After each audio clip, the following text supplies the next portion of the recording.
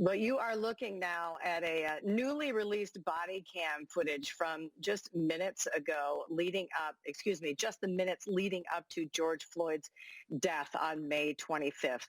You can see Floyd begging for his life after a rookie police officer points a handgun at his head, and all four ex-police officers cursed at him and manhandled him. The graphic footage was obtained by the Daily Mail.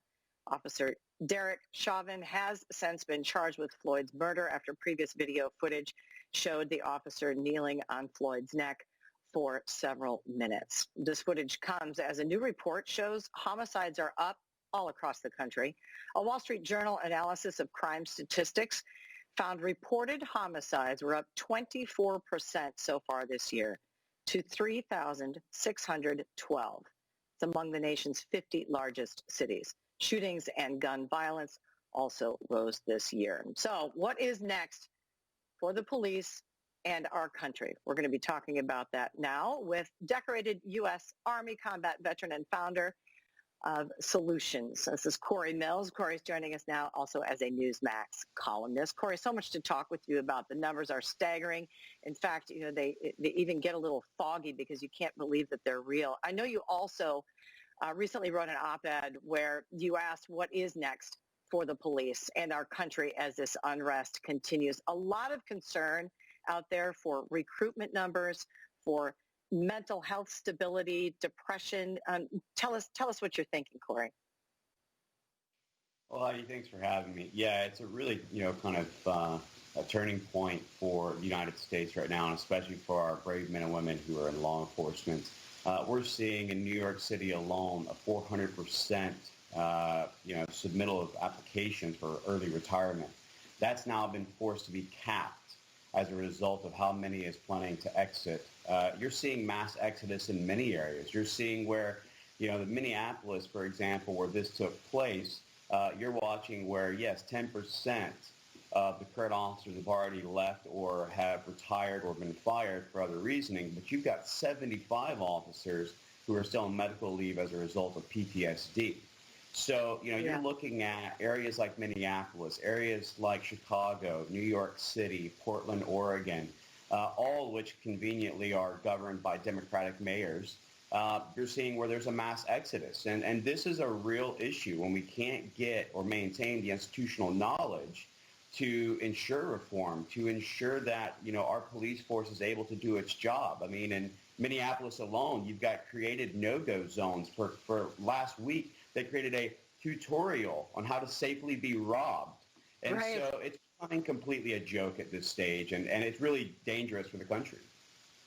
I tell you, Cory, I'm actually broadcasting to you from just outside of Minneapolis, and it certainly is in all of the discussions with friends and family about how it's being handled here. In fact, the local news, I noticed today, at least some of the stations are not even showing the new George Floyd body cam footage. They say they're more concerned with how the Daily Mail obtained that footage. I'm not quite sure, just as a journalist, why that matters, but we've been talking for so long about context of that incident. Not that it was ever right. I mean, we all saw the outcome, and there was no one that I've ever heard from or ever seen or talked with it that thought it was okay, of course. But I think it's going to be really important moving forward as we're discussing about staffing shortages right here in Minneapolis. And as you mentioned, getting tutorials on how we're supposed to let criminals be successful with their crimes, robberies and otherwise. I've never heard anything like that, of course. No, and I'll tell you, let's look at things that do matter. 39 people have been killed in Minneapolis, 95% increase since 2019.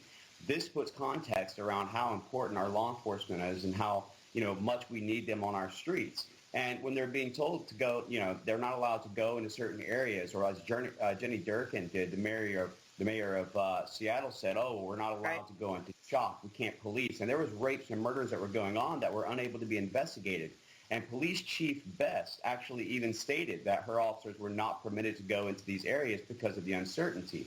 No one is certainly saying that what happened with George Floyd wasn't wrong. I absolutely, I see the video and it's angering, because I know that there are certain tactics and techniques that police are trained on but we can't throw the baby Right. out with the bathwater. This is a one-off or two-off situation when you talk about how many people in law enforcement are doing the right thing, and meanwhile That's people right. are claiming that they need to be defunded when the reality is they need to be defended.